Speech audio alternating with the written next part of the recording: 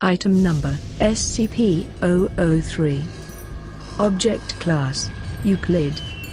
Description: SCP-003 consists of two related components of separate origin, referred to as SCP-003-1 and SCP-003-2. SCP-003-1 appears to be composed of chitin, hair, and nails of unknown biology, arranged in a configuration similar to that of a computer motherboard. Testing reveals SCP-003-1 to predate earliest known circuit boards by a factor of thousands of years. SCP-003-1 is considered sentient but not actively dangerous except under certain conditions. SCP-003-1 was found on a stone tablet, SCP-003-2, on which it currently resides.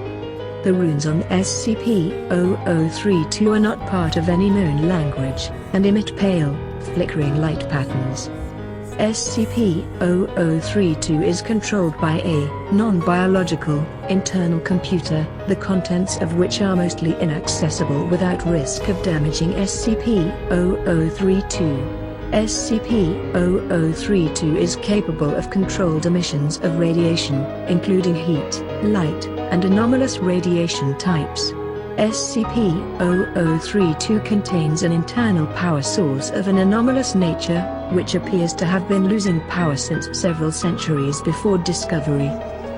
It is considered probable that SCP-003-2 was created for the purpose of containing SCP-003-1.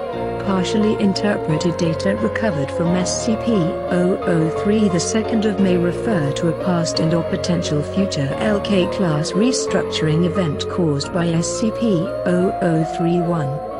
SCP-003 was located by remote viewing team SRV-04 Beta. It appears possible that SRV-04 Beta was deliberately contacted by SCP-003-2. Other organizations have also been alerted to SCP-003's existence, possibly by similar means. Despite this activity, SCP-003-2 does not appear to be sentient, based on its lack of reaction to MO3 Gloria analysis and procedures. When SCP-003 drops below the temperature of 35 degrees Celsius, both components react. First, SCP-003-1 enters a growth state characterized by an exponential increase in mass. This growth state consists of two stages. In both stages, SCP-003-1 partially fuels its growth by converting matter around it, starting with any surrounding inorganic material, including atmospheric elements, then non-living organic material, including cells of dead skin, hair, chitin, enamel, keratin, and other biological materials. The first stage is always the same. SCP-003-1 will first increase its mass, then take a form similar in shape to an ophiuroid, brittle star, of 15 meters in diameter, including what appears to be a central processor of 3 meters in diameter. It will form sensory organs that appear to scan its surrounding environment, and will partially convert the area around it to an unidentified anomalous substance. SCP-003-2 seems immune from conversion. The second stage describes a growth alteration which occurs when SCP-003 comes into contact with living organic material. SCP-003 appears to template itself off of the organic material, and will attempt communication with organisms that match its initial template or templates. In its second stage, SCP-003 the 1st of May pause, slow or change its growth, and will also convert inorganic and non-living organic elements into functionally similar structures while anomalously altering their physical makeup. While growth is consistent in the first stage, in the second stage SCP-003-1's growth rate is diminished by 20 to 90% so long as SCP-003-1 remains in contact with living organic material. The percentage is determined by the complexity of the organisms in contact with SCP-003-1. SCP-003-1 appears to devote a large amount of processing power to analysis of living organic material. During each of SCP-003-1's growth stages, SCP-003-2 releases bursts of radiation that temporarily inhibit SCP-003-1's growth, or reverse this growth when the temperature of SCP-003-1 rises above 100 degrees Celsius. Similar radiation emissions have been replicated or recorded via other anomalous means. SCP-003-1's biology has been the subject of extensive study. Significant elements have been identified similar to SCP-blank, SCP-1512, and SCP-2756, the latter two of which have no further confirmed connection with SCP-003-1 and no known connection with each other, and none of which are fully understood, technically, even less understood than SCP-003. Thanks to the extensive cross-disciplinary research on the SCP-003 objects. To date, no convincing analysis has been put forward which satisfactorily explains SCP-003-1's connection to these SCP objects or others, nor its connection to modern technology beyond appearance, and potential mimicry via an unknown mechanism. Special Containment Procedures. SCP-003 is to be maintained at a constant temperature of no less than 35 degrees Celsius and ideally kept above 100 degrees Celsius. No living multicellular organisms of Category 4 or higher complexity may be allowed to come into contact with SCP-003. In event of total power failure, if SCP-003-1 begins to increase its mass, assigned personnel must engage in skin contact with SCP-003-1. Ideally, personnel may use their body heat to return SCP-003-1 to above the critical temperature. However, skin contact must be maintained even in event of SCP-003 reaching activation temperature, lasting at minimum until SCP-003-1 advances fully to its second growth stage. Personnel who enter SCP-003's containment area must first be examined for body parasites of Category 4 or higher complexity, and sterilized if such organisms are present. All personnel who have come in physical contact with SCP-003-1 are to immediately report for sterilization afterwards. SCP-003-1 must not be removed from SCP-003-2 except in case of emergency procedures detailed above. Any significant change in SCP-003-2's rune activity, including pattern, frequency, or color, should be reported within 3 hours of occurrence. Cessation of rune activity must be reported immediately. SCP-003-2 must be supplied with power via the source-designated generator 0039 at all times. Addendum 00301, acting on information gathered from linguistic analysis of SCP-003-2's runes and comparative data analysis. Research Team M03 Gloria has managed to establish a link between SCP-003 and data expunged for analysis of functions.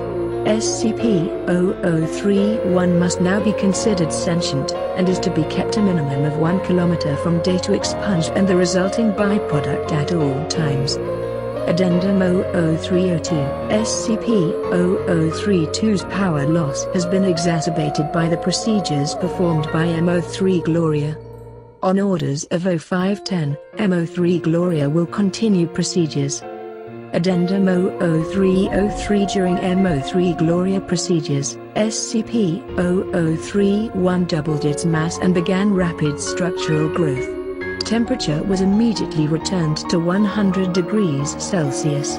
Growth and mass increase of SCP-003-1 continued for 9 minutes and 6 seconds, at which time a sustained radiation spike was produced by SCP-003-2. In response, SCP-003-1 returned to its normal state in 3 minutes and 39 seconds.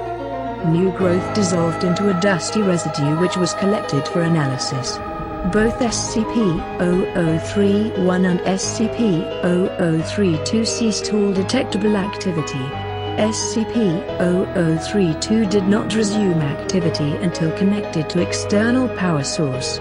SCP-003-2's runes glowed uniformly gray and did not resume normal activity for 3 hours. SCP-003-2 no longer appears to be able to maintain containment area at a temperature above 35 degrees Celsius without external power supplied by generators 0033-9. Addendum 00304. The procedure detailed in Addendum 00303 was repeated, and SCP-003-1 again entered a growth state. After 10 minutes and 13 seconds, SCP-003-2 once again produced a sustained radiation spike. SCP-003-1's growth stopped for 36 seconds, then resumed at its previous pace. On quadrupling its mass, SCP-003-1 formed a coherent outer shell and body. After appearing to scan its environment and partially converting its environment, SCP-003-1 then breached containment, entering the observation gallery where 9 members of MO3 Gloria were present. On physical contact with team members, SCP-003-1 encompassed them in rapidly grown appendages and stopped growth for 15 minutes. SCP-003-1 then resumed growth, and rearranged the component parts of the center of its form to the shape of a 3-meter-tall female humanoid, with peripheral tentacles shifting to extrude primarily from SCP-003-1's newly formed hair and spine. SCP-003-1 then produced rudimentary vocalizations in an apparent initial attempt to communicate with researchers. Data expunged. An unknown individual approached the compromised containment area in company of a full squad of agents. The individual claimed to be acting on orders of 0510 and attempted communication with SCP-003-1. Data expunged. Following this incident, Agent Jackson of MO3 Gloria successfully restored power to SCP-003-2 and activated backup generators to return the temperature to 100 degrees Celsius. SCP-003-1 returned to its normal state in 21 minutes and 7 seconds, and was successfully recontained without incident. All 9 members of MO3 Gloria affected by SCP-003-1 were afterwards found to be physically unharmed, with no residual effects besides psychological trauma.